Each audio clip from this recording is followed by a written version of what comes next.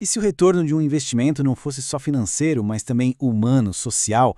Hoje a gente vai dar uma olhada numa estrutura bem diferente que está unindo o Web3, ciência e saúde mental para propor um jeito novo de financiar e fazer pesquisa. Vamos mergulhar nessa ideia?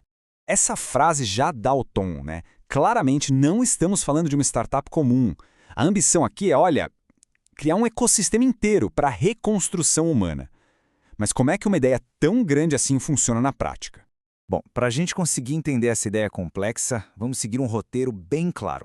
A gente começa pela base, pelo pilar social, depois vamos explorar o coração científico, a anatomia da comunidade, as engrenagens da inovação e como a reputação vira moeda principal. E no final, a gente reflete um pouco sobre o que tudo isso pode significar para o futuro da ciência. Na base de tudo, a gente encontra a organização mãe, a Human Tech Web3 Imprinting DAO. A missão dela? Criar um modelo totalmente novo para gerar impacto social, só que de um jeito descentralizado. E aqui está o mecanismo central que é fascinante. Pensa um pouco na Ethereum Foundation, que constrói a infraestrutura para todo um ecossistema. De um jeito parecido, a Human Tech DAO pega os rendimentos do staking de Ethereum e, em vez de gerar só retorno financeiro, transforma isso em capital para financiar educação, saúde mental e pesquisa. É o que eles chamam de staking com propósito. E toda essa infraestrutura alimenta o coração científico do projeto, a comunidade de formação, pesquisa e desenvolvimento em psiconáutica digital, ou CFPDD, para facilitar. É aqui que aquele capital com propósito se transforma em conhecimento de verdade. O campo de estudo deles é a psiconáutica digital. E olha, é muito importante entender isso. Não estamos falando de escapismo digital, sabe? Pelo contrário. É uma abordagem super moderna para o autoconhecimento, que usa tecnologias como realidade estendida e inteligência artificial para explorar a mente de forma estruturada e principalmente ética. Mas como uma comunidade se organiza para uma missão tão complexa assim?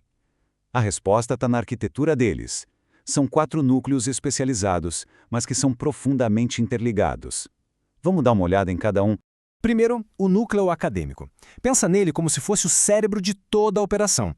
É aqui que os pesquisadores, os terapeutas, conduzem os estudos, desenvolvem os protocolos e garantem o rigor científico de todo o trabalho. Aí, em seguida, a gente tem o núcleo tecnológico. Eles são os construtores, sabe? São eles que pegam as teorias lá do núcleo acadêmico e transformam em ferramentas reais, aplicativos de realidade estendida, plataformas de IA e toda a infraestrutura em blockchain. O terceiro é o núcleo comunitário, que é tipo a alma da organização. Porque, tecnologia e ciência não significam nada sem pessoas.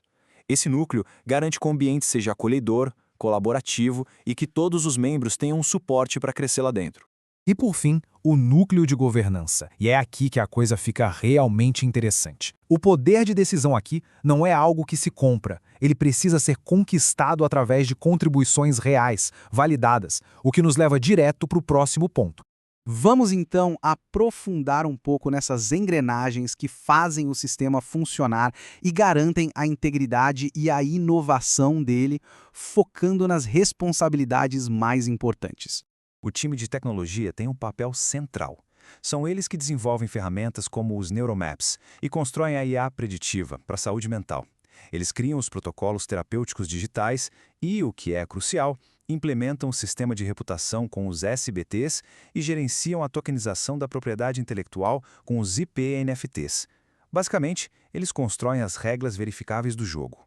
Já o núcleo de governança funciona como o guardião da missão. Eles garantem que tudo esteja alinhado com padrões éticos e globais como os da OMS e da ONU. Supervisionam como a reputação é validada, gerenciam o tesouro e as bolsas de pesquisa e, claro, guiam a direção estratégica de toda a comunidade. Certo. Então a governança é baseada em reputação. Mas como essa reputação é medida e validada de um jeito transparente?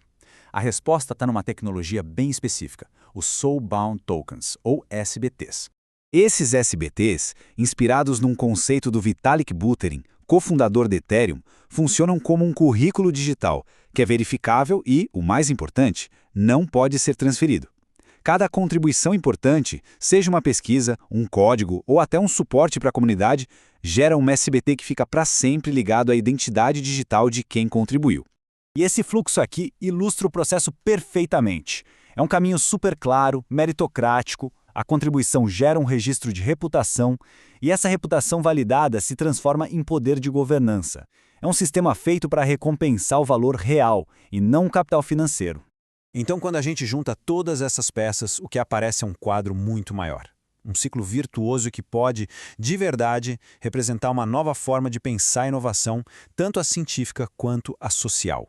E aqui está o resumo de todo o ecossistema. O capital financeiro do staking não é o objetivo final, mas sim o ponto de partida.